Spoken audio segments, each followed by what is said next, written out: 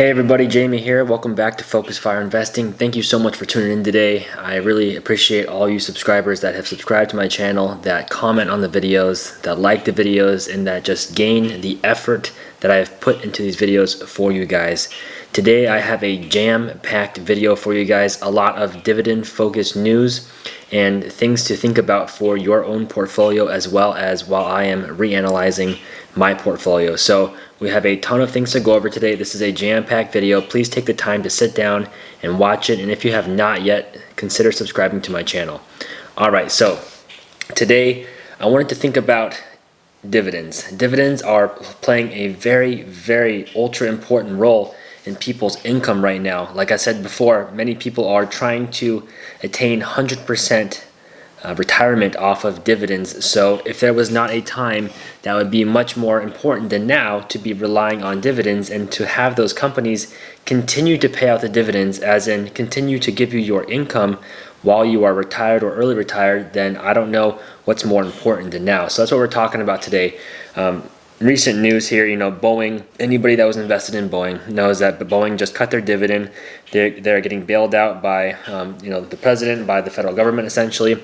And some big news that has come out about this $2 trillion bill that was passed is that anybody that is receiving any companies that are taking loans or debt out from that bill have to not buy back their own shares or pay a dividend for the next year. So we can see here that the dividend ETFs may lose out under the $2 trillion relief bill. So specifically on the second paragraph, we can see the CARES Act specifies that any companies that borrow from the US government may not buy back shares of their stock or pay dividends to shareholders for at least 1 year after the loan is repaid. So I had to read that a couple times and read it kind of carefully, because the difference between the bill that's being passed right now is, I believe, certain sectors of the market are just being granted money. Essentially, they're being given free money to help make it through this tough time. They're also, in addition to those grants, being offered very low interest loans, and those loans, I believe, is what they're talking about here for the CARES Act.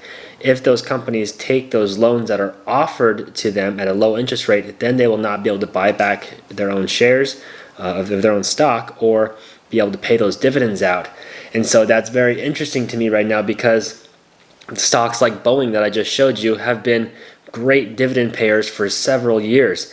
And now if they're going to take that money, as in the $50 to $60 billion that was somewhat given to them and also offered to them in the form of a low interest loan, then they will not be paying a dividend for the next 12 months. And now what does that mean for anybody that is still currently holding on to Boeing in their portfolio? A lot of people say, well, I'm just going to hold these shares. I'm going to hold them until they recover, and until then I'm going to collect the dividend over time. But as in right now, they're not paying that dividend, and over the next 12 months, any dividend type of plays, you can expect to not get a dividend from a company like this that is taking debt from the federal government from this relief bill. Just another company out there, guys. There's lots of companies out there that are going to be taking debt from this bill due to the low interest rate that they're being offered. It's an easy way for them to guarantee them making it through this rough time, or if it gets even worse, into the future months or year. So again, any ETFs that are holding lots of dividend paying stocks, and I know there's a couple out there that people really truly love. SPHD is a very popular dividend paying ETF. I get a ton of questions about SPHD. I think it is a great ETF. I think the expense ratio is a little high. It's at 0.3. Given that there's only 50 stocks in this ETF here, but it has paid a very solid dividend. Since the last video I did several months ago about SPHD, I believe that their dividend yield was right around 4%. Now, of course, it has skyrocketed since everything else has gone down in value, and I believe they're paying out the same yield or the same dividend before, but the yield has gone up now to what appears to be around 6%. I think it might even be higher than that now, but they have 51 holdings. And the things I would be curious about, guys, is when I'm looking at a dividend based ETF like this is the only downside that not a lot of people talk about when you're buying ETFs. I think there are a great handful, probably more pros than cons, when you're buying an ETF like this. One, it just takes out the hard work that other people are doing for you. That's what you're getting when you pay for that 0.30 expense ratio. When you're paying them, essentially, what is it like? $3 for every $1,000 you have invested. I believe that's the math behind 0.3% on the expense ratio. So they're doing the work to find those quality companies to put in there. But again, when you're buying 51 companies in a basket like this, surely there are going to be some stocks, just like when you buy the S&P 500, when you buy 500 or 505 companies in a basket, you're sure to buy some bad apples in there. So surely not all 51 stocks are going to maintain their dividend. I would be very surprised if they did. But this is one of the things where, Fidelity's talking about here. Goldman Sachs sees the S&P 500 dividends declining by 25% in 2020. And that's because, again, those 500, 505 stocks in there, there's no way that all of them can maintain the dividend. At least the dividend paying stocks can maintain those dividends over time. So this is where, in my opinion, cherry picking ultra good quality, very defensive type stocks that have lasted through the last few recessions can really shine over picking an ETF. Now, that is not me advising you to go out and pick individual stocks over ETFs, as I am not a financial advisor, but this is what I'm seeing as a dividend investor here. I think anybody who invests in an ETF like SPHD and held it for 20 to 40 years would not go wrong. But is there a better way to guarantee you having a high dividend yield, much less a growing dividend yield over times like this? When I look at this real fast, something I look at, guys, when you're looking at an ETF is usually the top 10 holdings, whether it be, the S&P 500, or it would be an ETF like SPHD, or, VOO, which is the S&P 500, anything like this. Usually the top 10 holdings hold anywhere from 25 to 40 or 50% of the overall ETF. So the weighting is here. As you can see, SPHD, the top 10 holdings, I own about 5 of them if I'm not mistaken. So I own Altria, AT&T, Iron Mountain, Dominion, and IBM, I believe. So I already own a majority of what this ETF is holding at their top weighted positions. There are a bunch of other stocks in here that I don't own and I would not like to own for a reason, because I've come up with a type of filter that I put onto stocks for dividend specific stocks before I put them into my portfolio. I want to make sure they're paying a decent dividend that is not too small, that even if I did hold them for 10 to 15 years, I wouldn't even have a considerable yield. If you pick a stock that has a 0.5% yield and they grow it at a 10 to 15% rate, compound growth rate for their dividend yield over the next 10 years, you're still not going to be left with much because you started with such a low starting yield. So that is one of the small factors that I determine before I put a company into my portfolio. Now you can see here that their top weighted company in SPHD is Altria Group, 3.35% of the entire ETF. There's 50 or there's 40 or 50, 49 and 50 other stocks in this entire ETF, but they have over 3.25% over that in just Altria, because they are an extremely high yielding company right now. So I mentioned in my last video that I'm going to start comparing stocks. Now I'm going to give a little bit of insight on what I'm going to do in my future video here, probably the next one after this, and I'm going to be comparing most likely Pepsi and Procter & Gamble. Those are two companies that I highly favor in my portfolio right now, but they are both in the same basket. They are both consumer defensive type of stocks, with Procter & Gamble being less on the upside as far as growth goes. Now I say this before I actually pulled up a chart, which I'll show you here in a second, because times like this is what I can't harp on enough, is when you have a limited number of companies in your portfolio, you're a single stock picker, you're trying to cherry pick the best stocks out there for dividend growth, the best stocks out there for dividend, the track history. They've been paying a growing dividend for however many years with a decent yield that's going to provide you with enough substantial income to pay the bills, right? Those are some of the revolving factors that you are definitely considering before you put a stock in your portfolio. But right now, when the market is so volatile, things get so crazy, you are wanting reliability. I am wanting reliability. That is what I'm thinking about, especially right now, if I have the choice, when I have the freedom to move stocks around so easily, and I have the freedom as an American right now to choose the stocks that I want in my own portfolio. There's nobody telling me I have to pick this. I don't have a financial advisor guiding me to some poor picks. I can go out here and do the research and pick my own type of stocks dependent on my risk tolerance to the market and what I'm after by buying these individual stocks. So when I look at Procter & Gamble, this is a company that I think is one of the bluest blue chips, if not like the most in all of individual stocks in history. When you're talking about something like Johnson & Johnson, Procter & Gamble, those are probably two names that are going to be thrown out in the top 5 to top 10 most reliable out of all individual stocks here. You know, paying a dividend for over 130 years with 63 consecutive increases. Sure, you would think that their dividend yield would be sky high, but it's really not. It's pretty low at 2.7 right now. But with that said, I wanted to compare and see, okay, if I was to have a larger holding in, say, Procter & Gamble as opposed to another company, or as opposed to investing just that in the S&P 500, which pays a dividend yield of about 2.25, so not too far off, about 0.5%, what's the difference over, say, the last 5 years if I invested, say, $10,000 in them? So here, I'm just using the last 5 years. If you were to put $10,000 in Procter & Gamble as opposed to $10,000 in the S&P 500. Now, the charts are pretty different as far as the years in between 2015 and today, 2020, March 31st.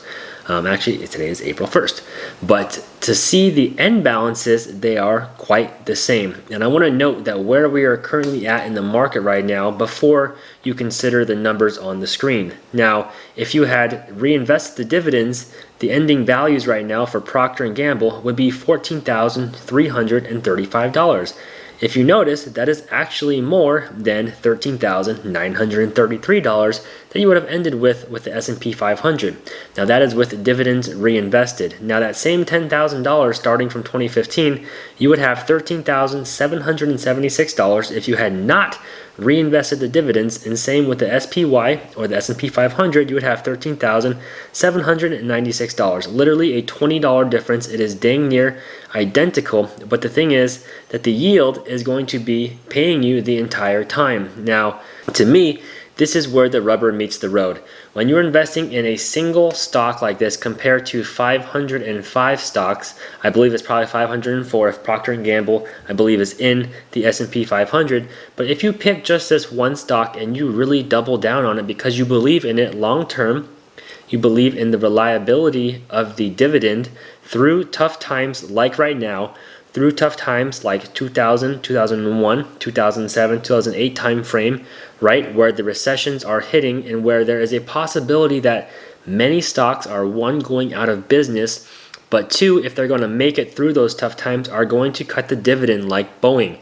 Now, if you are to invest, say, into Procter & Gamble versus the S&P 500 here, what are the chances that 25% or more of the dividend stocks in the SPY are going to cut or reduce their dividend by however many percent? This is what I'm kind of contemplating, is instead of investing into a basket of funds for reliability and stability as you get closer to retirement, as you are aging and you want less volatile stocks in your portfolio. These are for the investors out there that are thinking super long term, or that have lots of capital and they wanted to put more into a stable equity but not into bonds right now. I think Procter & Gamble is a type of stock out there that is going to continue to pay out this dividend through times like now. I say like now because I do not think we have gotten to the bottom of the market yet. We have not hit a recession, a true recession yet, to where we are already seeing a number of companies that have cut their dividend, that have limited buybacks, that are not taking out loans to pay dividends. They are just straight up cutting the dividends, which is cutting dividend investors' paychecks and not allowing them to pay bills. Now, when things get really ugly, which I do not believe they have yet in the market, I believe having a reliable and stable stock, something like Procter & Gamble, is going to be something you are going to highly consider. And I think you have to consider this now before we go into the downturn, is if you are invested into stocks for income. If you don't have a side hustle, if you are retired, if you don't have any other type of income, but you have built up a massive portfolio, you have probably built up something like Procter & Gamble that yields a little lower, but you have that stability and that knowing that you are going to continue to receive paychecks through a down market. Again, the reason I'm saying all of this, guys, is because when you have the ability to cherry pick stocks like this, when you have the ability to dig into their financials, to dig into their fundamentals, to see the news revolving around these stocks, you can literally pick the best of the best stocks. Not that I'm saying Procter & Gamble is the best of the best. I am merely using it as an example, comparing it to buying an overall ETF. Both are great avenues of approach, but again, when you buy a bag of oranges from the market there, essentially the stock market, so to say, when you buy anything in bulk, there is a likely chance you're going to get some great things and you're going to get some not great things. And you can somewhat mitigate that when you do your research on individual stocks. That is the beauty of putting time into researching individual plays and cherry picking fantastic stocks over just mediocre ones in your portfolio, because you have no control over what the fund managers of the S&P 500, of the SPY, VOO, whatever you want to call it, you don't have that control of choosing the good and the bad. But you, as a small investor that won't change the market by investing a couple $1,000s, we are not Warren Buffett here, who is investing billions of dollars and literally can sway the stock market right now. We have that ability to invest in whatever we want with complete and ultra freedom, much less with no commissions right now. So that is like a cherry on top, is that the day and age right now is amazing for investors if you have a job, if you have that emergency fund set up, if you have all of that squared away. Do your research, guys. Start looking at things like this. Start thinking about 20 years from now. You're starting your portfolios right now. You're starting to invest. You're learning what dividends are. What would happen if you didn't have those dividends? What would happen if you were so reliant on dividends but you didn't get them? Would you be screwed, or could you have picked better companies that are more reliable if they paid just a little bit lower of a dividend? These are all things I'm trying to consider, guys, right now as a personal investor, as an investor that does my own research, that doesn't pay somebody else to make uneducated, guesses or decisions on my portfolio. I am in full control as an independent investor, chasing early retirement with some dividend paychecks.